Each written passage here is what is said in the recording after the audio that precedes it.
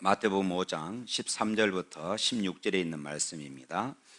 너희는 세상의 소금이니 소금이 만일 그 맛을 잃으면 무엇으로 짜게 하리요?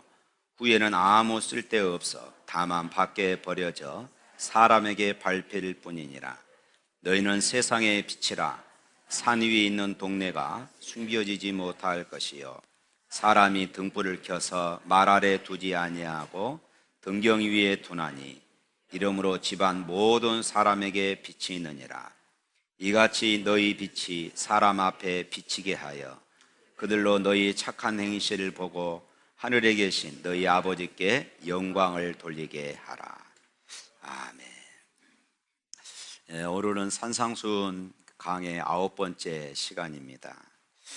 성경에는 예수 믿는 우리가 어떤 존재인지를 여러 곳에서 또 말씀하고 계십니다. 창세기 12장 2절 말씀에 보면은 내가 너로 큰 민족을 이루고 네게 복을 주어 네 이름을 창대케 하리니 너는 복이 될지라, 이렇게 말씀합니다.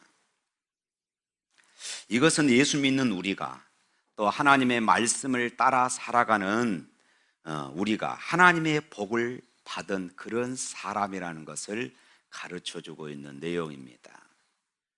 뿐만 아니라 시편 2편 7절에 보면은 너는 내 아들이라 오늘 내가 너를 낳았도다. 또 요한복음 1장 12절 말씀에 영접하는 자 곧 그 이름을 믿는 자들에게는 하나님의 자녀가 되는 권세를 주셨으니, 이렇게 말씀합니다. 예수 믿는 우리들은 하나님의 자녀가 되었습니다. 할렐루야. 그래서 베드로전서 2장 9절 말씀에 너희는 택하신 족속이요 왕같은 제사장이요 거룩한 나라요 그의 소유된 백성이다, 이렇게 말씀하지요. 지금 이런 말씀들이 오늘 우리에게 무엇을 말씀해 주고 있는 것입니까? 우리가 예수 믿음으로 우리의 신분이, 또 우리 소속이, 우리의 존재 가치가 달라진 하늘의 사람들이라는 것을 우리에게 가르쳐주고 있습니다. 다시 말해서 정체성 인식, 나는 누구인가? 나는 어떤 사람인가? 나의 존재가 어떤 존재인가를 성경은 우리에게 이렇게 분명하게 가르쳐주고 있습니다. 그래서 우리가 이런 정체성 인식을 정확히 하고 살아야 함을 말해주고 있는 것입니다. 우리는 하나님의 형상대로 창조되었고 하나님께서 우리를 창조하셔놓고 보시기에 심히 좋았더라, 보시기에 심히 좋았더라 하신 이런 특별한 존재임을 믿으시기를 축원합니다. 옆 사람 보고 인사 나눌까요? 보시기에 참 좋습니다. 짜증내는 분 계십니까? 저 뒤에 부부가 그런 것 같아요. 여러분 한 분 한 분, 우리 각자, 우리 모두는 하나님의 선하신 뜻을 이루기 위하여서 이 세상에 보내진 고귀한 사람이라는 사실을 잊지 말아야 합니다. 우리를 보내시고 또 우리를 향한 뜻이 계시기 때문에 하나님의 말씀대로 살려고 우리는 최선을 다해야 할 줄로 믿습니다.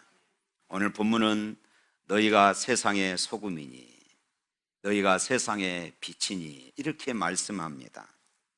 소금은 어떤 곳에 필요합니까?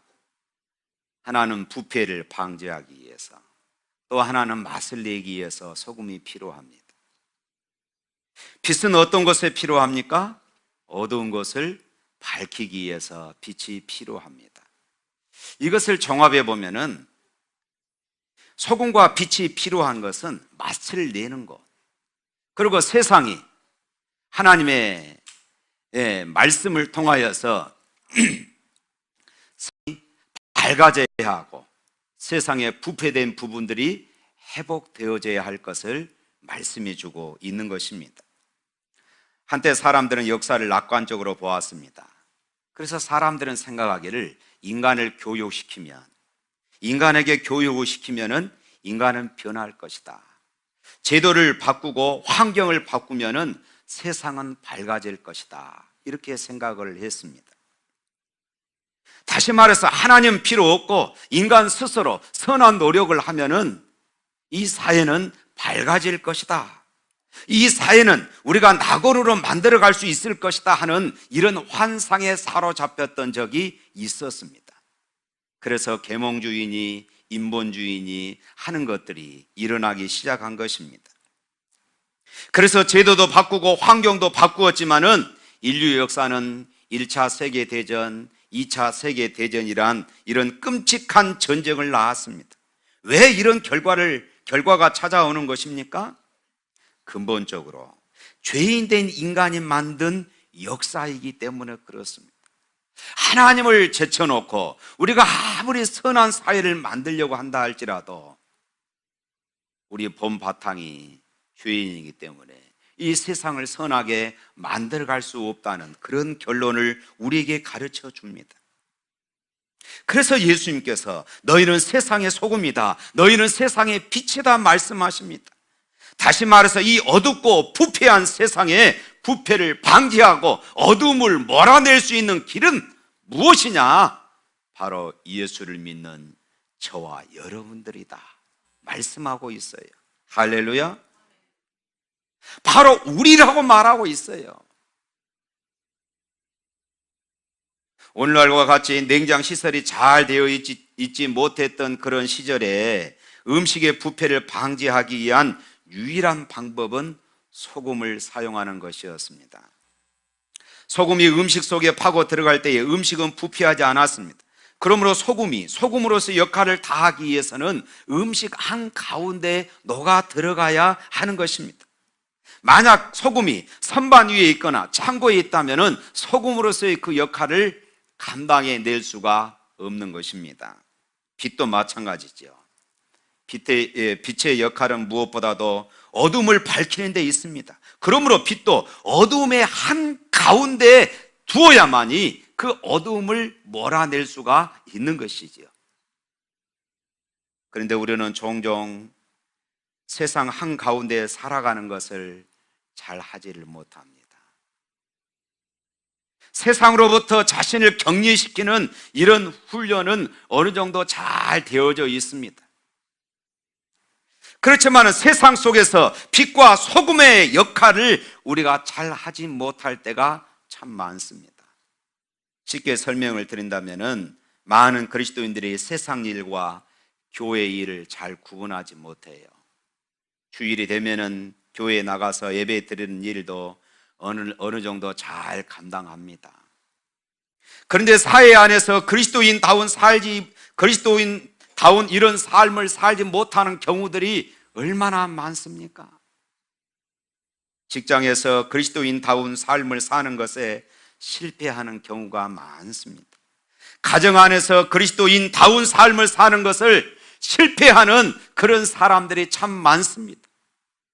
그래서 예수 믿는 가정에도 문제가 많습니다. 예수 믿는 직장, 사업에도 문제가 많이 있는 것입니다. 왜 그럴까요? 그리스도인다운 빛과 소금의 역할을 감당하지 못하는 삶을 살기 때문에 그렇습니다. 사랑하는 성도 여러분, 우리가 빛과 소금의 역할을 해야 할 곳은 교회가 아니라 사회입니다. 우리가 빛과 소금의 역할을 감당해야 할 부분은 교회가 아니라 우리의 가정이고, 교회가 아니라 우리 직장이고, 교회가 아니라 우리의 학교입니다. 우리의 모든 삶의 현장에서 빛이 되고 소금이 되라고 말씀하고 있어요. 하나님은 교회를 세상을 위해 세우셨다고 저는 믿습니다. 세상의 교회를 위하여 존재하는 것이 아니고 교회가 세상을 위하여 존재하는 것이라 저는 분명히 확신합니다.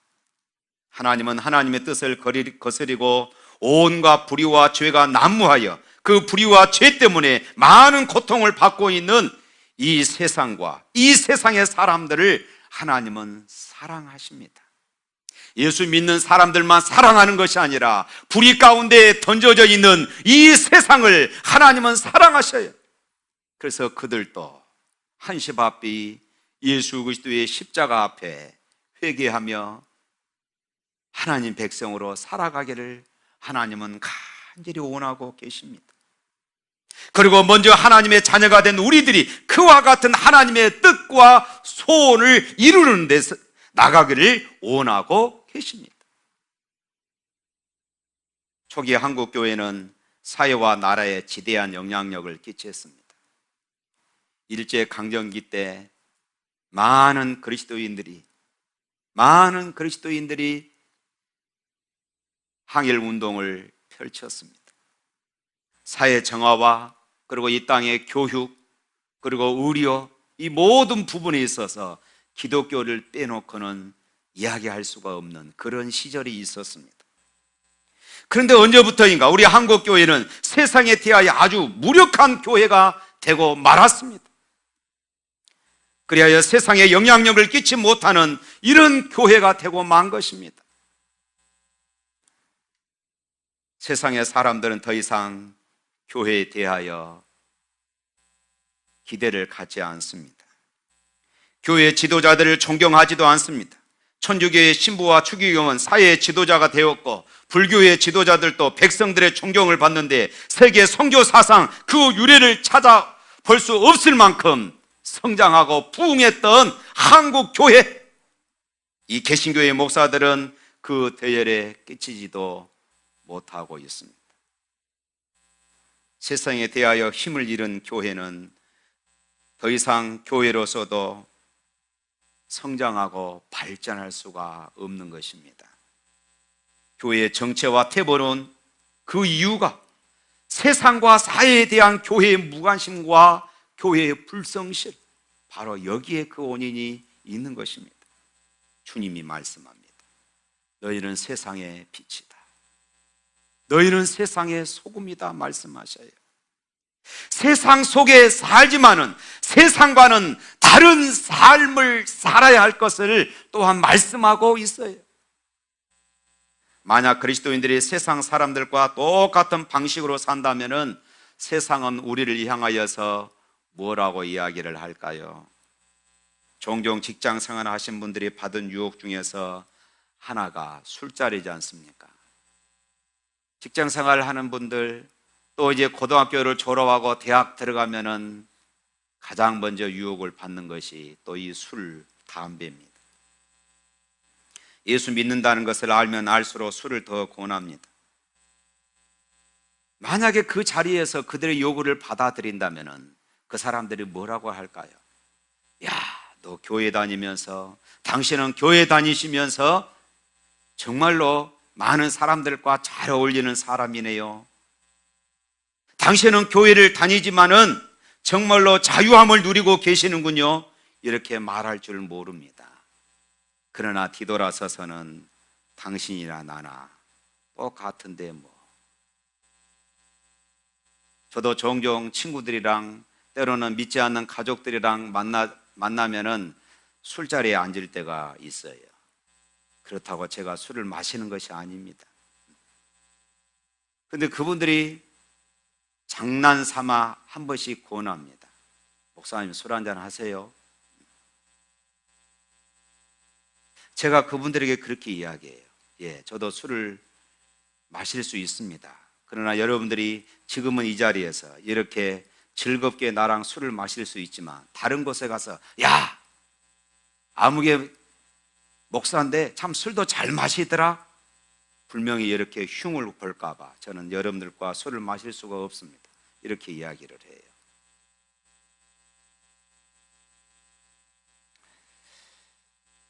옛날 유대인들에게는요, 이런 습관이 있었다고 그럽니다.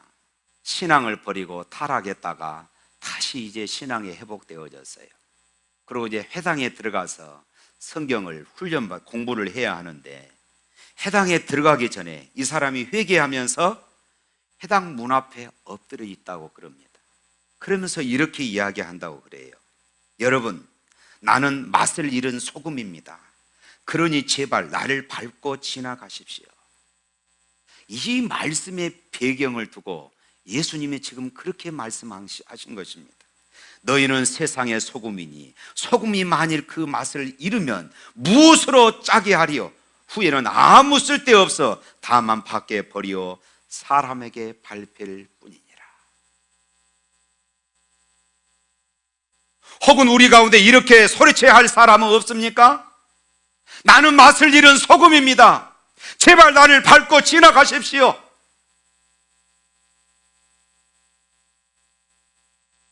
바다를 들여다보면 엄청난 많은 고기들이 살고 있습니다. 바닷물은 분명히 짭니다. 그런데 그 많은 고기 중 단 한 마리의 고기도 바다를 떠나서 살 수 없고 바다 속에서 살고 있지만은 그 고기가 짠 것 봤습니까? 짠물에 살지만은 이 고기는 짜지가 않습니다.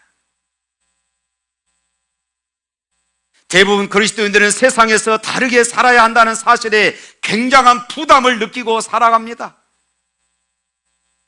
그래서 이러지도 저러지도 못해 아예 적당하게 이쪽도 저쪽도 한 발씩 걸치며 그렇게 살아가기도 합니다. 교회 와서는 교회 방식대로 움직이고 세상에 나가서는 세상 방식대로 그렇게 살아가지요. 언젠가 저희 아들이 대학교 들어가서 갈등이 이 술 문제였습니다. 그러면서 언젠가 저에게 그런 이야기 하더라고요. 친구들이 없다고 그럽니다. 왜 그래야 했더니 자기들과 같이 술을 마시지 않기 때문에 친구들이 없다는 것이에요. 제가 그렇습니다. 그것은 자랑스러운 일이다. 그러나 네가 친구를 사귀어라. 그들과 같이 어울리고 때로는 술값도 네가 내주어라 그랬습니다. 예수 믿는 사람들 술 안 먹는다고 술자리에 앉으면 안주만 다 먹는다고 싫어합니다. 그러지요? 그러니까 그럴 때는 예수 믿는 사람들이 술값도 한번 내줘야 돼요. 그래야 그들과 친해질 수가 있습니다. 그래야 그들을 전도할 수가 있는 것입니다. 그들을 멀리하고서 어떻게 그들을 우리가 전도할 수 있겠습니까? 이것은 분명한 것입니다. 사랑하는 성도 여러분, 우리가 세상과 다르게 산다는 것, 이것은 부끄러운 일이 아닙니다.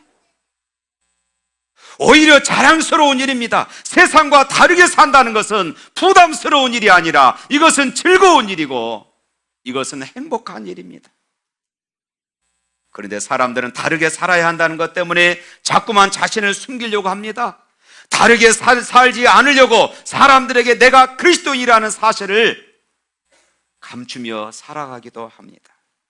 사랑하는 성도 여러분, 정말로 부끄러운 것이 무엇일까요? 정말로 부끄러운 것은 내가 그리스도인이면서 그리스도인 티를 내지 않는 것, 이것이 정말로 부끄러운 일이 아닐까요? 내가 그리스도인이면서 세상 사람들 앞에서 자신을 숨기는 것이 더 부끄러운 일이 아니겠습니까? 내가 그리스도인이면서 세상 사람들과 똑같은 삶의 방식을 취하면서 나를 그들 속에 섞어버리는 것, 이것이 더 창피한 일이 아니겠습니까? 제자 훈련하면서 어떤 집사님이 그런 고백을 하더라고요. 자신은 지금까지 회사 생활 수십 년 하면서 자기가 예수 믿는 것 아무도 모른다고 그 이야기를 하더라고요. 그러면서 이분이 눈물을 글썽거렸습니다. 아, 이제는 내가 다르게 살아야 되겠습니다.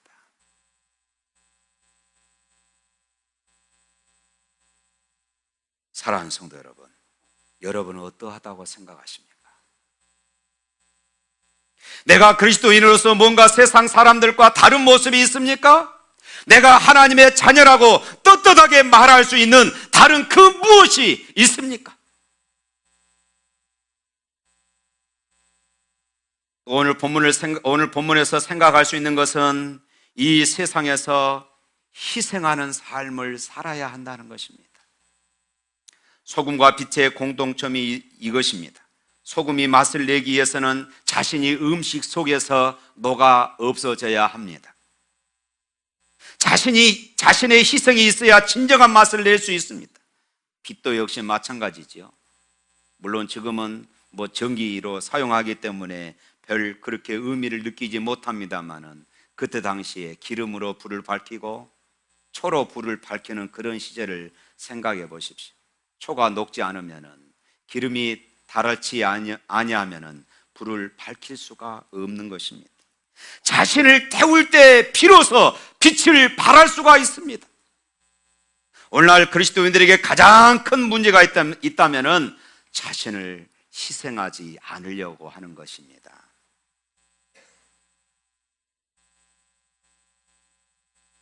언젠가 기자가 거리로 나가서 지나가는 사람들을 붙들고 이렇게 물었어요. 우리나라에서 법을 그대로 지키고 살면은 손해를 본다고 생각하십니까? 이렇게 물었어요. 여러분들 뭐라고 대답하시겠습니까? 대부분이 그렇게 이야기했어요. 예, 그렇습니다. 법을 지키고 살면은 손해 본다는 것입니다. 그런데요, 이것이 교회에서도 그대로 적용되더라는 것입니다. 하나님의 말씀대로 살아가면은, 하나님 말씀대로 살면은 내가 손해본다는 이런 생각이 우리의 가슴 속에 있어요. 그래서 적당히 신앙생활 해라, 11조 생활도 적당하게 해라, 교회 봉사도 적당하게 해라, 항상 이 적당한 선을 말하고 있습니다. 세상에서도 적당하게 타협하면서 살아라.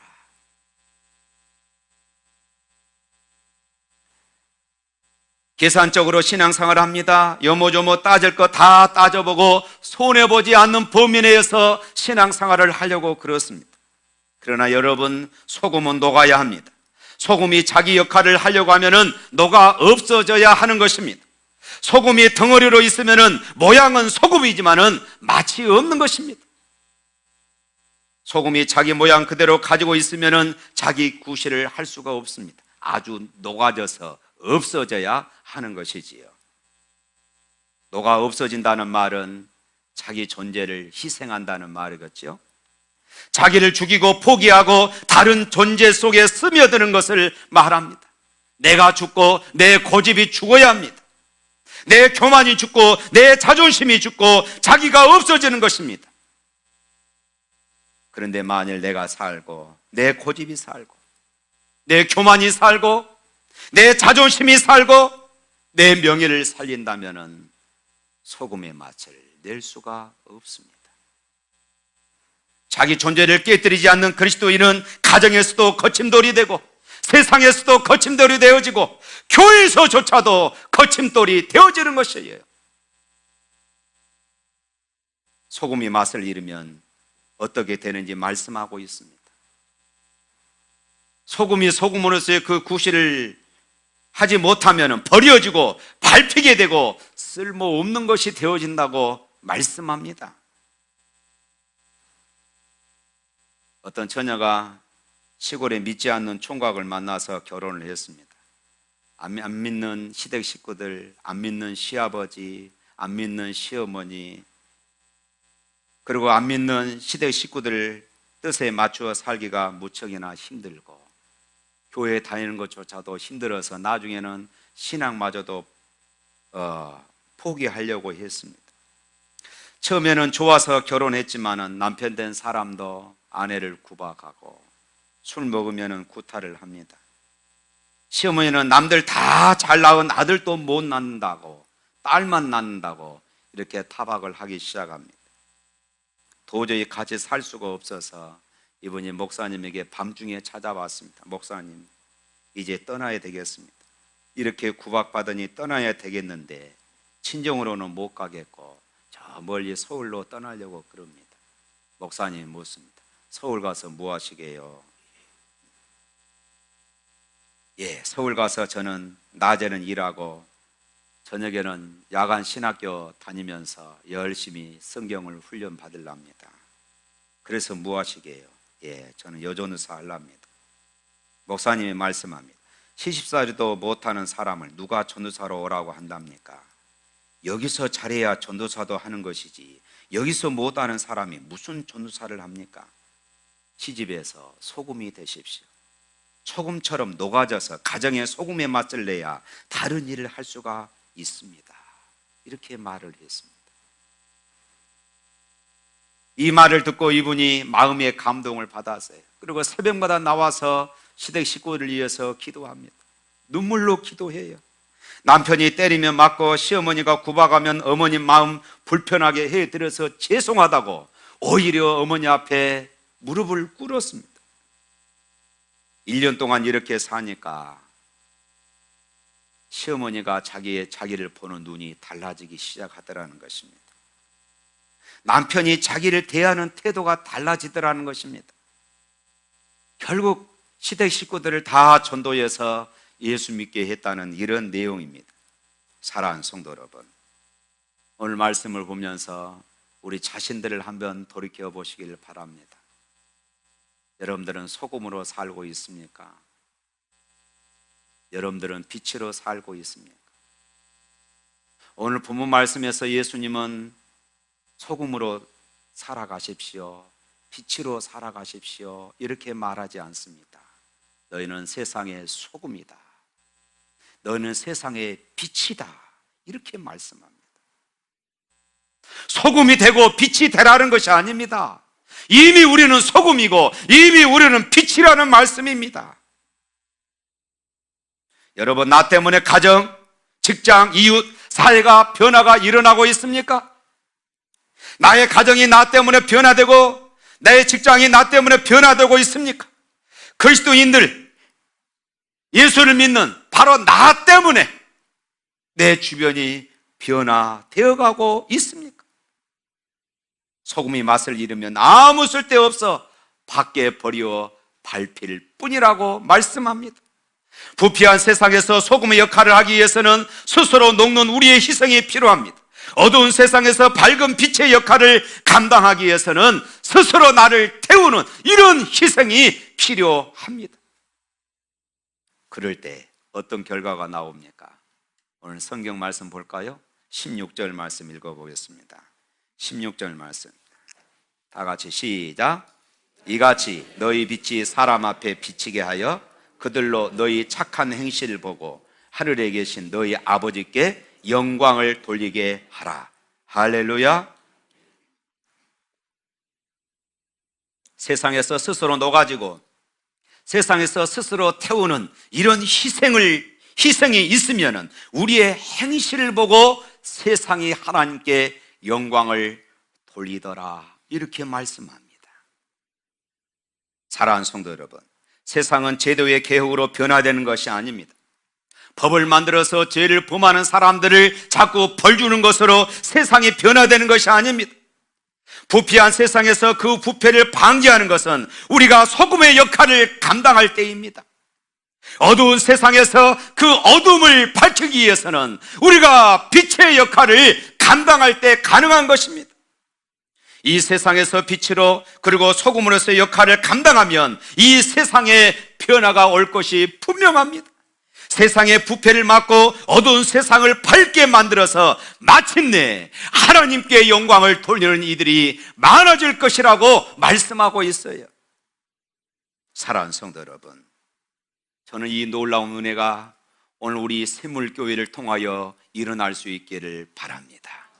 이 지역사회가 샘물교회 빛과 소금의 역할 행실을 통하여 하나님께 영광을 돌리게 되더라. 할렐루야. 이런 역사를 여러분들 꿈꾸시기를 바랍니다. 오늘 이 말씀을 여러분들의 가슴에 새기십시오. 세상에서 빛으로 소금으로 사는 여러분들 되시기를 주님의 이름으로 축원합니다. 여러분의 삶을 통하여서 세상 사람들이 하나님께 영광을 돌리는 이런 역사들이 일어나기를 축원합니다.